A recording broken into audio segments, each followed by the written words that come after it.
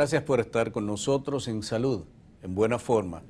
Está nuestro invitado de hoy, el doctor Carlos Pérez Michel, cirujano de cabeza y cuello, con práctica médica abierta en el Hospital IMA San Pablo, en Caguas, Puerto Rico. Con él vamos a tener una interesantísima entrevista que promete ser de lo mejor. Doctor, gracias por acompañarnos. Muchas gracias. Bienvenido aquí a Salud en Buena Forma. Nos nace que la primera pregunta debía ser, ¿qué es el cáncer de cabeza y cuello y cuál es su incidencia tanto en Puerto Rico como en la República Dominicana? Bueno, el cáncer de cabeza y cuello es un tipo de malignidad o cáncer que puede ocurrir en diferentes áreas anatómicas, en un área que es muy pequeña. Si podemos poner la imagen para que nuestros televidentes puedan ver. El cáncer de cabeza y cuello puede ocurrir en áreas cerca de la base del cráneo, que es donde descansa el cerebro. Puede ocurrir en áreas como en la nariz tanto anterior como posterior, lo que se conoce como el área de la nasofaringe. También puede ocurrir desde los labios en la boca, lengua o base de lengua, que es la parte de atrás de la lengua. Y puede ocurrir también en el área de la hipofaringe, más comúnmente conocida como la garganta. Y por último también podemos tener tumores en el área de la laringe, que es donde están o donde se encuentran las cuerdas vocales. No debemos olvidar que en el cuello también está la glándula tiroidea. Así que si estamos hablando de esta glándula endocrina, también podemos tener tumores en esa área. Así que es un espacio pequeño, pero que abarca muchas áreas anatómicas, como pueden ver en su pantalla. La incidencia en Puerto Rico y República Dominicana de esas áreas anatómicas que usted describió ahora, ¿cuáles son las que más se afectan de cáncer? Pues, lo más común que estamos viendo en cáncer de cabeza y cuello son tumores de la orofaringe, es decir, la parte de atrás de la lengua, o lo que conocemos como la base de lengua, y el área del paladar blando. También la parte de la orofaringe es el área de las amígdalas, comúnmente son las amígdalas que sacan a los infantes, a los niños. Pues en esa área también estamos viendo muchos tumores de esto. Otra de las áreas bien frecuentes es lo que llamamos la cavidad oral, y en la cavidad oral el sitio más comúnmente afectado es la lengua, específicamente en el área de la lengua lateral. Pero podemos tener otros tipos de áreas, como decir en los carrillos o en el piso de la boca. Otro sitio también donde lo vemos muy frecuente es en el área de la laringe, y ahí es donde están las cuerdas vocales. Y estos son pacientes que van a estar roncos o van a tener disfonía por un tiempo prolongado, y así es que hacemos nosotros ese diagnóstico. La incidencia específicamente en el área donde estamos en el Caribe, Puerto Rico y República Dominicana, lamentablemente es una de las más altas en el hemisferio occidental. Incluso se hicieron unos estudios en el 2010 por la Organización Mundial de la Salud, donde encontramos que Puerto Rico, Cuba y Brasil, seguido por República Dominicana, tienen las tasas más altas y la incidencia más alta en cáncer de cabeza y cuello. ¿Por qué esta incidencia tan alta? ¿Se ha determinado, digamos, el origen del por qué?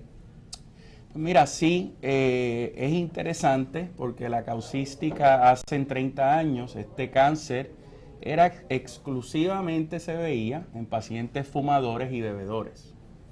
Sabemos que en la nación americana, por ejemplo, hay muchos más fumadores que, por decir, Puerto Rico, y estoy seguro que si lo comparamos con República Dominicana también. Sin embargo, la causística es mucho menor en Estados Unidos. Nosotros tenemos una gráfica que nos demuestra los números de la Organización Mundial de la Salud. Como pueden ver en las estadísticas, los colores verdes y verdáceos, esos colores son donde tenemos menos incidencia si nos concentramos en el hemisferio occidental. En las áreas que ven rojas y anaranjadas son donde tenemos más causística. Y pensamos que en esa área el problema que estamos teniendo no es tanto con el tabaquismo y el alcohol, sino que posiblemente lo que estamos viendo es una epidemia o pandemia, porque lo pueden ver en países del sureste de Asia como la India, donde posiblemente el causante de esto es el virus del papiloma humano, y es un tema muy interesante que más adelante creo que vamos a tocar. O sea que no es tanto el alcohol y el tabaco, sino que hay un concepto viral añadido a la preponderancia de estas patologías. Definitivamente, definitivamente. Como el 75% de los pacientes todavía son fumadores y bebedores. Ese número ha ido bajando a través de los años porque el número de no fumadores y no bebedores está aumentando, y eso es debido al virus del papiloma humano. Interesantemente, también está bajando la edad de la causística. Eso le iba a preguntar. Hace 20 años las edades rondaban de estos pacientes entre los 60 a 80 años. ¿Okay? Ese número ha bajado a 50 a 70 años. La edad media probablemente 61, 62 años, donde los vemos. Y eventualmente eso va a seguir bajando porque estamos viendo pacientes mucho más jóvenes. Yo he tenido pacientes de 40, 45 años que no fuman ni beben, pero que lamentablemente se han contagiado con el virus del papiloma humano y han desarrollado cáncer de cabeza y cuello. ¿Cuál es la relación entre el sexo y la preponderancia de cáncer de cabeza y cuello? ¿Es más frecuente en hombres que en mujeres? Sí, el cáncer de cabeza y cuello, la relación es de 2 a 1, hombres a mujeres. Definitivamente es una condición que es mucho más común en varones, aunque en mujeres lo vemos también, pero con menos frecuencia. Esa condición que es común en varones, ha sido siempre una condición que ha permanecido a través del tiempo. O sea, cuando se creía que la incidencia del cáncer de cabeza y cuello era por una incidencia alta de tabaquismo y alcohol, y ahora que es papiloma humano, sigue manteniendo la misma tendencia a pesar del factor causal. Sigue manteniendo la misma tendencia. No sabemos por qué, pero sigue manteniendo la misma tendencia. El virus de papiloma humano, es interesante que hablemos un poco de él. Eso es un virus que es el virus, de hecho, es el virus sexualmente transmitido más común en la nación americana. Se hizo un estudio de la nación americana con el virus de papiloma humano donde se demostró que el 70% de la población está infectado. Mucha gente. Ahora, eso es mucho. Son muchísimos. Ahora, existen 100 serotipos. El serotipo número 16 específicamente y el número 18 son los que causan el 100% de los cánceres de cabeza y cuello. En la nación americana también hemos visto a través del Papa Nicolau lo que buscamos es presencia de ese virus. Si hay células displásicas en cervix, se le hace la prueba de ese virus. Y así que por el método sexual oral es que los varones se están infectando con ese virus. No quiere decir que si tienes el virus vas a tener el cáncer. Lo que quiere decir es que si tienes el virus número 16, pues el riesgo tuyo es mucho más mayor de contraer ese cáncer. Esas son las estadísticas, es decir, a partir del sexo oral se ha descubierto mucho más incidencia del virus de papiloma humano. A partir del sexo oral. Y la razón que lo hemos visto es porque estábamos viendo pacientes mucho más jóvenes y que no fumaban ni bebían, cuando pensábamos que esto era una enfermedad exclusivamente de fumadores y bebedores. Así que nos pusimos a analizar qué era lo que estaba pasando. Nos dimos cuenta que el virus de papiloma humano le encanta vivir en donde hay tejido linfoide. Y en la orofaringe está llena de tejido linfoide. Ahí están las amígdalas palatinas y están las amígdalas de la base de la lengua. Y de hecho ahí es que el virus se posa, y ahí es que el virus vive, y ahí es que el virus causa sus cambios, ¿verdad? Oncológicos. La presencia del virus, usted dice que 70% de la población norteamericana tiene el virus de papiloma y que las cepas 16 y 18 son las responsables de la mayor cantidad de cáncer en el tracto en cabeza y cuello. La presencia en sí, ¿se puede determinar el tipo serológico de virus que usted tiene por algún tipo de prueba? ¿Y cuáles son los factores que hacen que si yo tengo el virus, yo pueda o no desarrollar cáncer. Sí, sí, existen pruebas que se pueden hacer, de hecho, de saliva, de sangre. El problema de estas pruebas son que si uno tiene, por ejemplo, uno se hace la prueba y uno tiene el virus número 16, no hay mucho que podamos hacer para evitar el desarrollo de ese cáncer. Lo que sí nos ayudaría, que de hecho no se está haciendo, no es una prueba que se está haciendo ahora mismo, pero yo entiendo que donde nos ayudaría más en discernir y darle seguimiento a ese tipo de pacientes que tienen esa cepa número 16. Y es bien importante también que los pacientes entiendan que ellos pueden hacer su misma prueba de cernimiento en su casa. Lo único que necesitan es un buen espejo, una buena luz y mirarse bien la boca, mirarse la lengua, mirarse la garganta, palparse los nódulos. Los varones, la gran mayoría de mis pacientes cuando vienen a mi consultorio me dicen que se dan cuenta que tienen un problema cuando se están afeitando. Y la razón es cuando se están afeitando se sienten una masa en el cuello. Así que el examen físico, el autoexamen físico, nos ayudaría un montón en ese sentido. ¿Cuáles son los síntomas que presenta este cáncer de cuello y cabeza, pero a partir de sexo oral?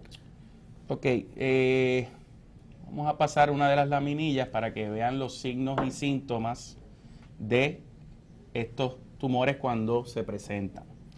De los síntomas más comunes y los que yo le digo a mis pacientes y a los colegas, es que una masa en el cuello por más de 2 semanas en un adulto, eso es cáncer hasta que se pruebe lo contrario. ¿Okay? Las masas en adultos es muy diferente de una masa en un niño. Una masa en un niño, la causa más común es una infección. Así que en un adulto con una masa en el cuello que no se va en 2 semanas, eso es una banderita roja. Una ulceración en el área de la lengua, lo que llamamos un afta o una úlcera tipo afta. Si una úlcera tipo afta en cualquier área de la cavidad oral no sana para 2 semanas, eso es otra bandera roja y es muy, muy sospechoso y eso necesita de probablemente una biopsia. Cualquier sangrado de la cavidad oral también es uno de los signos bien importantes. Disartia, que quiere decir dificultad al hablar, cuando tenemos tumores en el área de la garganta y de la lengua, estos pacientes pueden desarrollar cambios en la voz. Bien importante, y esto es una de las cosas más importantes, yo entiendo, dolor al tragar o dificultad al tragar. He tenido pacientes que lamentablemente llevan diagnosticados con una tonsilitis por 3 meses. Y lo que ocurre es que van a su médico primario, tienen dolor al tragar, le dan antibióticos, pensando que es una tonsilitis, no resuelve, continúan con su dolor, le cambian antibióticos pensando que es tal vez un microorganismo resistente y continúan así por 3 meses. Cuando finalmente alguien se decide a mirarlo en la garganta, encuentran el tumor. Así que 2 semanas es suficiente para que una tonsilitis se cure. ¿Okay? Dolor de oído es otra de las cosas que nosotros buscamos. Los tumores de la garganta y de la lengua por dolor referido a través de los nervios se puede presentar o manifestar como si fuera una infección de oído y no lo es.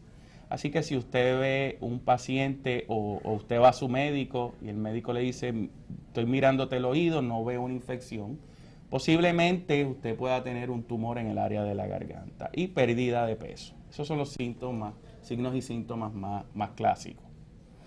Todo paciente que ha tenido, por ejemplo, por la práctica del sexo oral, verrugas en la boca, ¿eso es un mecanismo de alerta y de alarma? Definitivamente. Para que él tenga un proceso más de vigilancia sobre la cavidad oral. Definitivamente. Cualquier paciente que haya desarrollado ya un papiloma, que no necesariamente es un cáncer, una verruga, como usted bien dice, ese paciente está en un riesgo 40 veces mayor de desarrollar un cáncer de cabeza y cuello.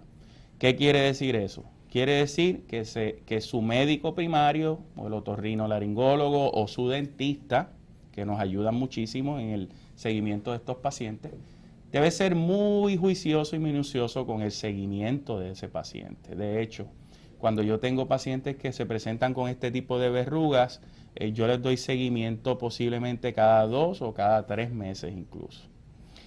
Cuando hay algún cambio de esa verruga, que comience a crecer, que se comience a tornar dolorosa, o que se ulcere, o que sangre, entonces ahí es que hacemos una biopsia, ¿no? Decidimos y hacemos la biopsia. Esas verrugas no se extirpan, no se queman. Se pueden extirpar y se pueden quemar también, especialmente si le está causando molestia al comer, que es lo más común.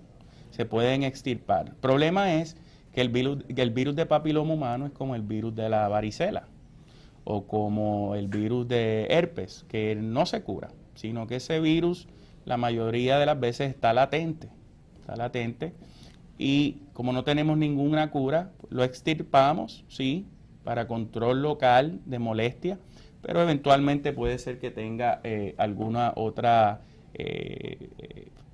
otro tipo, ¿verdad?, de lesión en otra parte de cabeza y cuello. Incluso en la laringe podemos tener este tipo de papiloma. Aparentemente, doctor, es importante la detección temprana. Muy importante. En esta situación. ¿Hay algunas pruebas de discernimiento, despistaje, screening? Pues mira, eso es una excelente pregunta. Lamentablemente la contestación simple es que no. Hemos tratado de utilizar varias formas, por ejemplo, hemos tratado de hacer lo que llamamos biopsias de cepillo en la mucosa oral para ver si vemos algún tipo de células displásicas, eso no nos ha ayudado mucho. Hemos tratado de hacer clínicas en donde el paciente viene y se le hace un examen físico profundo y no nos ha ayudado tanto. La contestación es que no tenemos ahora mismo aprobada una prueba de discernimiento, como es decir, cáncer de colon o cáncer de mama. Y la prueba de discernimiento ideal ahora mismo es que el paciente sepa cuáles son los signos y síntomas, que se examine todas las mañanas cuando se está lavando la boca, cuando se están los hombres afeitando, y a cualquier signo de estos de alarma busquen ayuda. ¿Okay? Una parte bien importante que me gusta siempre mencionar es que los dentistas son probablemente las personas más importantes en ayudarnos a diagnosticar estos pacientes. Ya cuando llegan a mí, en lo general tienen ya el diagnóstico. Pero se supone que el paciente esté yendo cada 6 meses a su dentista. O sea que en realidad son los dentistas los que van a estar haciendo este cernimiento bien cercano.